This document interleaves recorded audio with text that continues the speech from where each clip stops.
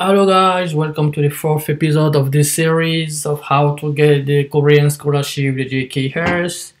So here we go for the selection procedure. As I said in the previous video, let me zoom a little bit for you guys. Okay, I think you can see better now. So you apply now in March or April depending on your country, and then you have all the process that you have to go through, your file have to go through, your application have to go through before you get accepted, and then you go to South Korea, I think around September of this year. So let's go very quickly in this.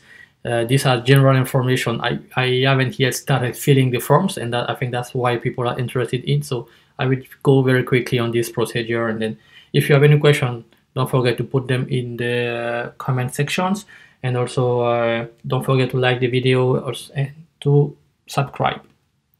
Okay, that's been done. Let me drink a little bit of water and then we can continue. Okay, I am back. Application submission here.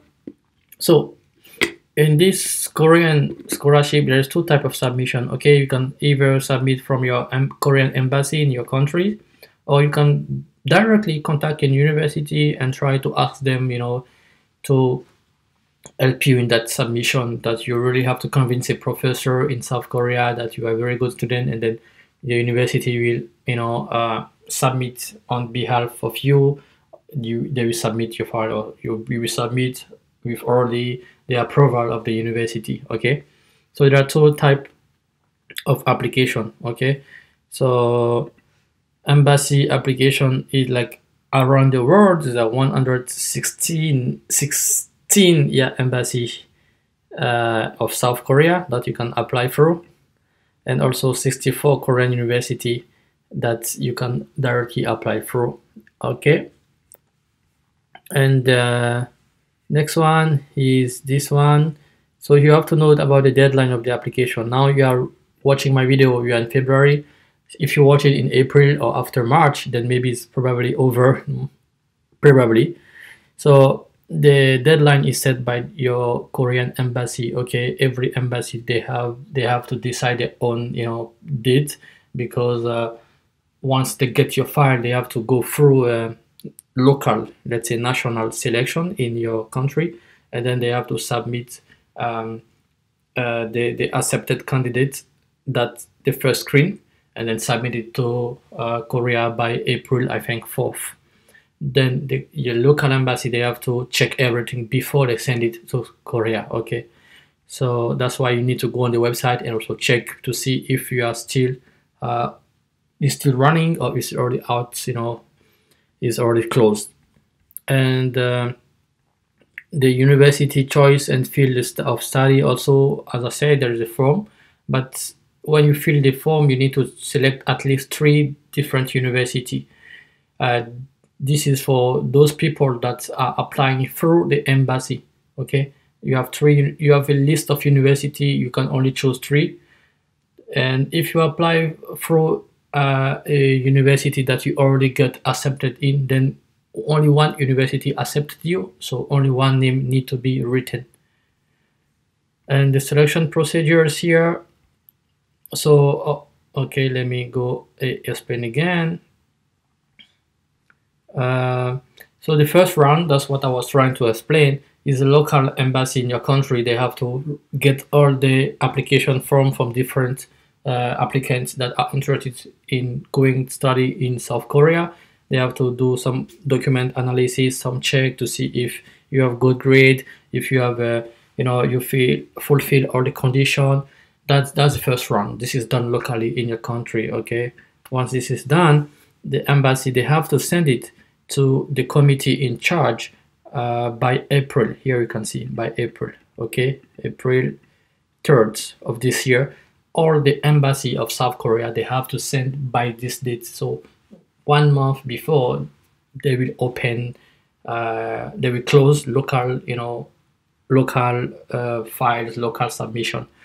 So they have time to check everything. And then the second round, once your files pass through your country and you have been accepted by your embassy, it goes to Korea, There is a second round of screening there, and there's a committee, and there are some people, the South Korean guys, the sensei, the professors, the guys. They will also do a selection, and then they have to, okay, this guy is good, this guy is not good. They will accept you depending on all the criteria that they have. And then the third round, this is only for the people that are applying through an embassy.